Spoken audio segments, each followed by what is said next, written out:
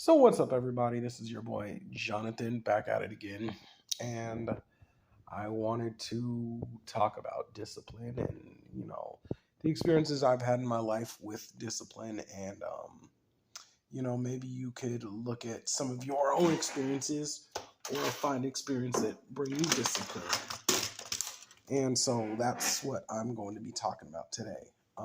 Just discipline. So when I was growing up, my dad was Army. And so when you're in the Army, like you go on the mission, but the mission has to be completed. And no matter what, if they drop you off in the jungle or something, like you can't just, no, this is too hard, I'm going home, because you have to wait for the helicopter to come pick you up. And the helicopter's not coming back unless it's extremely important.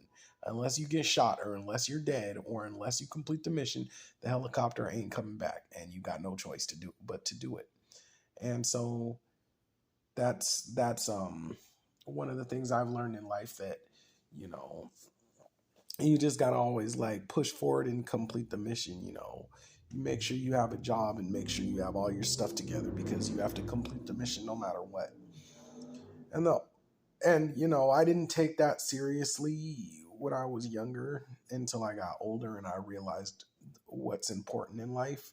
And then I realized that how do you get the most important things in life, you have to have that mindset where you got to complete the mission no matter what.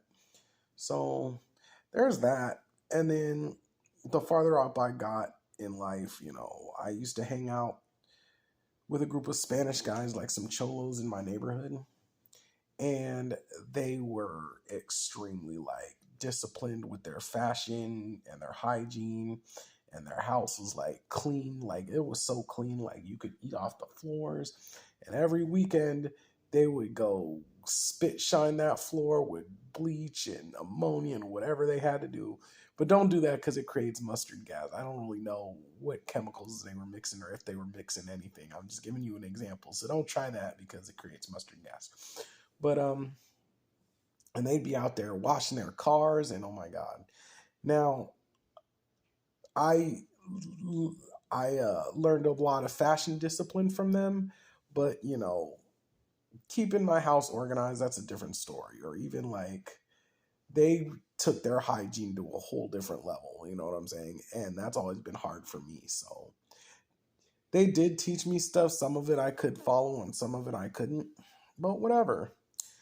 And then, the farther I got into college, I met a bunch of dancers and got into the dance program. And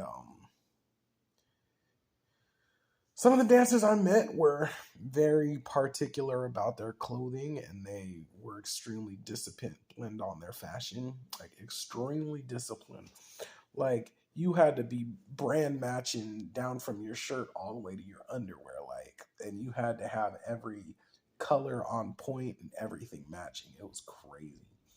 And then also they through dance classes, um I took ballet, and ballet is almost like military. It's completely disciplined, where like you have to stand up straight, you have to be super respectful to the teacher, no talking. You got to be always like on point in ballet. It's really intense with the discipline.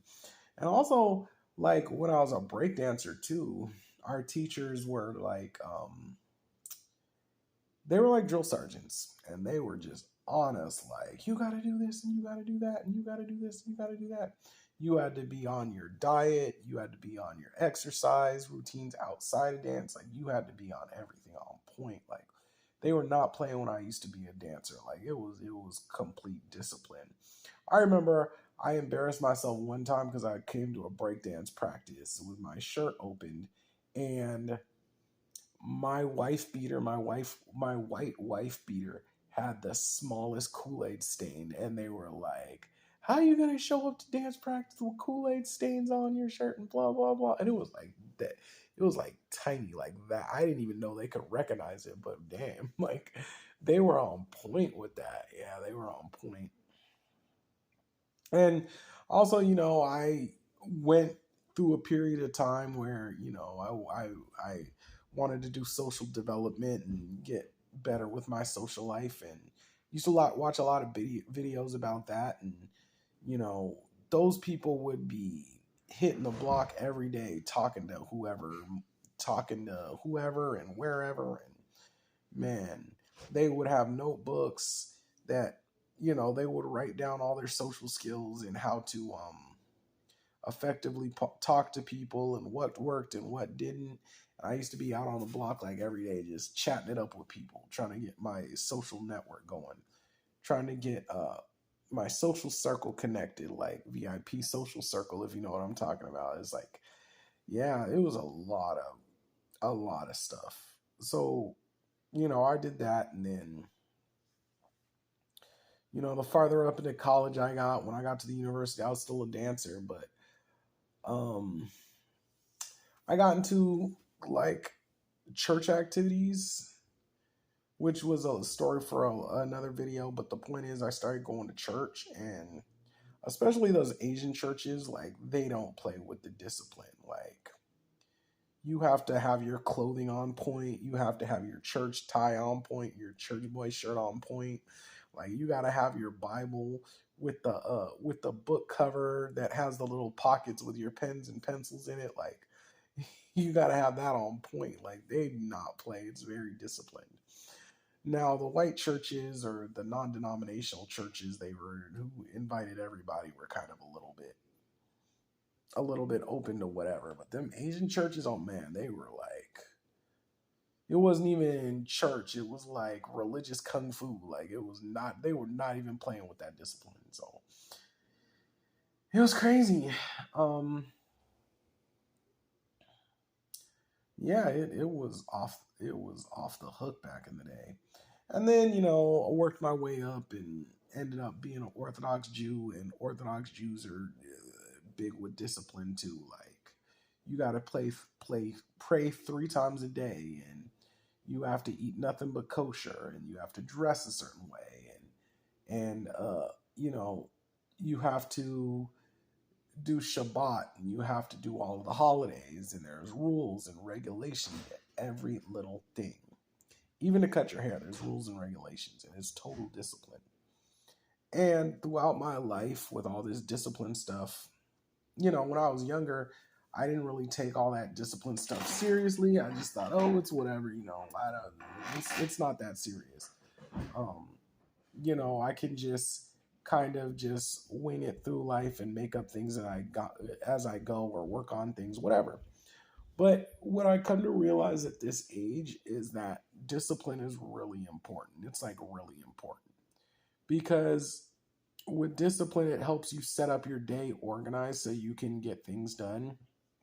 Like every day after work, I get off of work at 11 o'clock, and every day I got to get all my food ready for the next day. Plus I got to do all my, I got to do, get my clothing together for the next day, before I go to bed. And a lot of people would jump in bed and try to go straight to sleep, but it's kind of like, you got to realize, like, okay, that'll make me late to work, because how long does it take you to put on your clothes in the morning, and then you got to eat something, and then you got to go to work? But how much more time is it going to take to pick out an outfit in the morning? Or how much more time is it to get your breakfast together just to eat it? And then you have to make your lunch to take it to work. And it's like, it's a lot more work when you could just be disciplined enough to do it beforehand. You know what I'm saying? Or just be disciplined enough just to do basic things like go pray every day. You know what I'm saying? Instead of like, just leaving all that stuff to the last minute. So that's what I wanted to tell you guys about, is discipline. Like just try to get your discipline up, and it'll make you a better person. All right, I'm out, y'all. Peace.